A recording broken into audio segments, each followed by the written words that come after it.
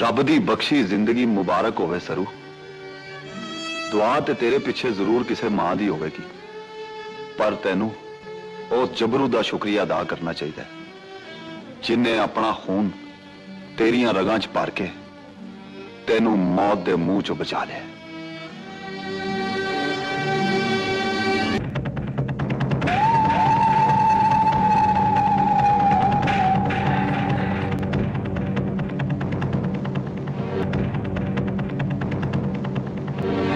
क्यों बाबा चक्री ऐ यार बादशाह, अशके भी अशके। ओए तेरे वर्गे जवान नूं वेखण लई असी अपने खून दा आखिरी कतरा तेरे ते वार देना सी।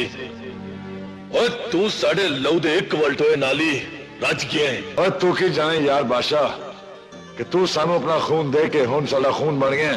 ओए इस जगह यार कहना बड़ा ही सौखा, पर याराना दे तकड़े ते तुलना बड़ा ही औखा है। और मैं जानना कि दुश्मन कभी ताकतवर नहीं होया, हमेशा यार ही कण नंगी कर जाते ने। बस तू इन्ना याद रखी कि पिंडा दे पिंड साडे घराने नू याराने पालन वाला घराना कहंदे ने। बाबे कैदी कोलों तेरे घर टुकन वाली क़यामत दी कहानी सुन चुका।